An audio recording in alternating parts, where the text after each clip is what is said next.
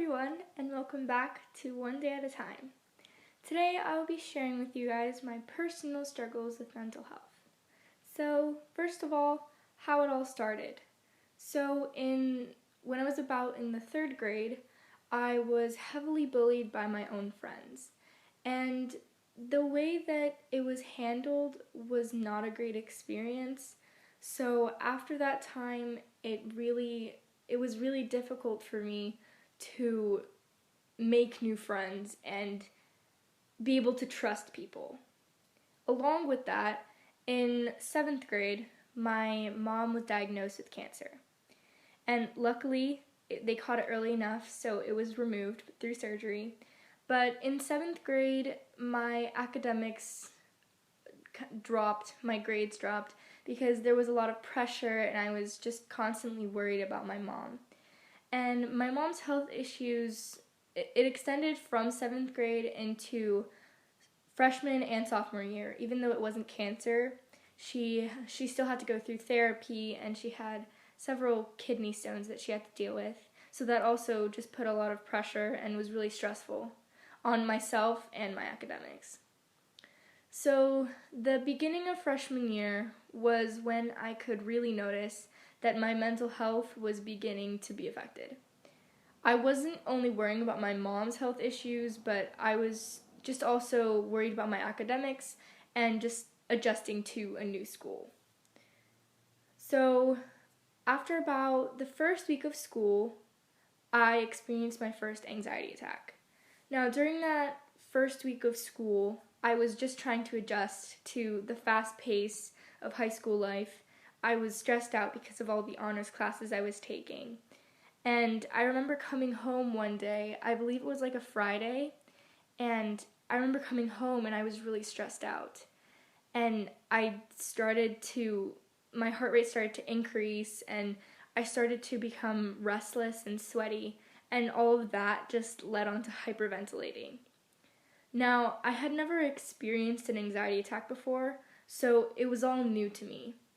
I sat on the ground with my head to the couch and I was crying, and my mom heard me and she came running down and trying to help me to calm down. And it was during around that time, as well as the first few weeks of school, when I noticed that I was suffering from a mental illness, specifically anxiety. So during the first few school tests, I didn't do very well. But I was really confused because I had studied all of the material and understood the concepts really well and did all the homework really well. So I had talked to my teachers about it, and they suggested that I could have testing anxiety. Because during every test that I took, I would become extremely nervous or distressed to the point where I couldn't eat or my stomach would hurt.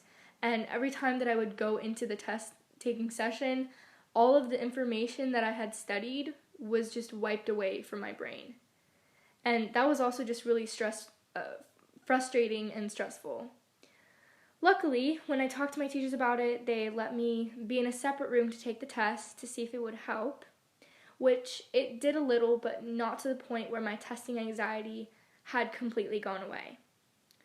And with the testing anxiety, I tried to study as much as I could, so I would make sure to be as prepared as possible.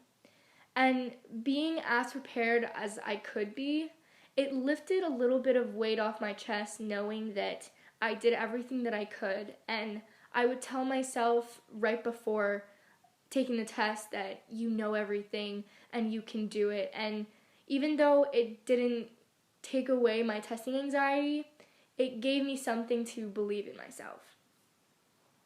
So another thing that played a large part into my anxiety was my social life. So as I mentioned before, I was heavily bullied in 3rd grade, which led me to, it was really difficult for me to make new friends and trust people. So when I was in the 8th grade, I made a group of friends, and they were really great, but in freshman year, the beginning of freshman year, we had a really large falling out. And during that time, after we had that falling out, was when I felt the most lonely and when my anxiety was the worst. after we had the falling out, I usually have other friends who I can talk to, but at the time, I didn't really have anyone I could talk to, who I could hang out with, or just somebody to be there with me. So I felt really lonely. And I wouldn't know who to sit with at lunch, and I always noticed myself being excessively worried for no reason. Just in general, I was worried for no reason.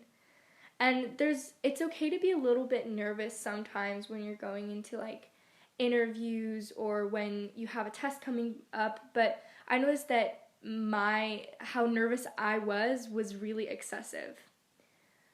So, as I mentioned, freshman year was the time that my anxiety was the worst, although still having it now, it was the worst during that time.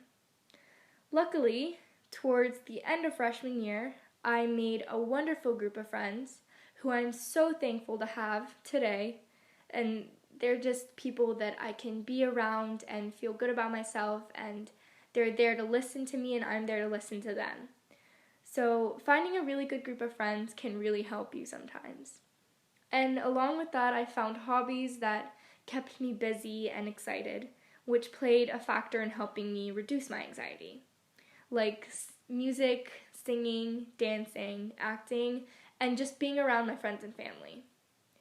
A certain hobby that helped me the most, and still does to this day, is singing and music. When I start to sing, I forget about my troubles or whatever I was worried about before. It's almost like I'm escaping from reality within those 3 to 4 seconds that I'm singing. And when I can't sing in that moment, I listen to music with lyrics about being yourself, encouragement, and just that everything will be okay. And when it comes to sophomore year and still to now, I do have anxiety. I'm still suffering from anxiety, but I have found ways to help me reduce it in any way that I can. I have found things that allow me to cope with it. And I hope you guys can do the same. That's it for today, but stay tuned for next week's episode. Thanks for listening, and remember, take it one day at a time.